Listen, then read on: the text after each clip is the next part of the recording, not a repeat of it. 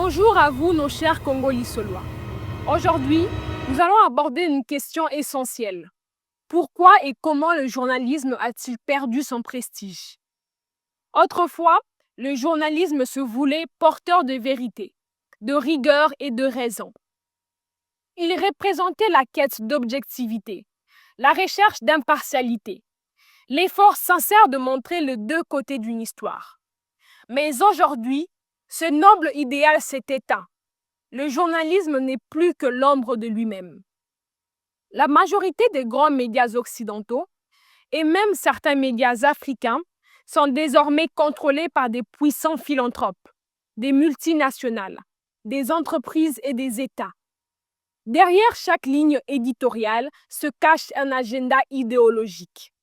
Qu'il s'agisse de politique, d'économie, de sciences sociales ou même de la mise en place d'un nouvel ordre mondial. Tout est orchestré pour influencer les pensées et orienter les opinions au profit des intérêts de quelques-uns. Et malheur à ceux qui osent s'écarter de cette ligne imposée. Ils sont discrédités, effacés, détruits. Nous sommes entrés dans l'ère de l'instantanéité, où le scoop est roi. L'urgence a pris le pas sur la vérification, la vitesse sur l'analyse, la quantité sur la qualité. Plus personne ne prend le temps de vérifier la fiabilité d'une source. Plus personne ne prend les reculs nécessaires. Ce qui domine aujourd'hui, ce n'est plus l'enrichissement intellectuel, mais la distraction vide, le divertissement creux, la recherche de la polémique, l'exploitation du corps féminin, le dogmatisme, le fanatisme, la vulgarité et l'intolérance se sont imposés comme de nouveaux standards médiatiques. Sur les réseaux sociaux, il suffit d'une insulte, d'une provocation ou d'une mise en scène choquante pour devenir viral.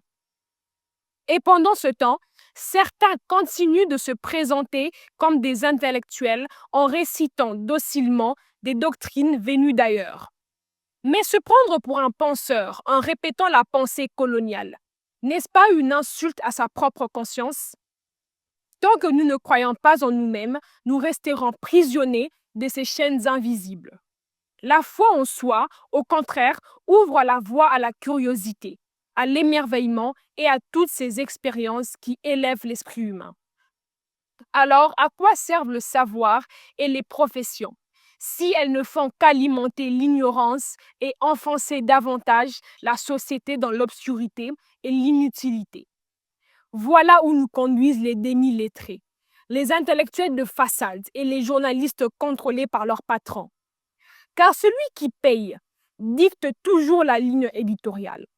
Dans ce système, la conscience humaine perd son pouvoir de rejeter le faux et le pervers. Umberto Eco, écrivain et romancier italien, disait avec lucidité: les réseaux sociaux ont donné la parole à des légions d'imbéciles qui, autrefois, ne s'exprimaient qu'au comptoir des bars, sans nuire à la société. Aujourd'hui, ils ont le même droit de parole qu'un prix Nobel. Cette déclaration, tranchante mais réaliste, nous pousse à réfléchir.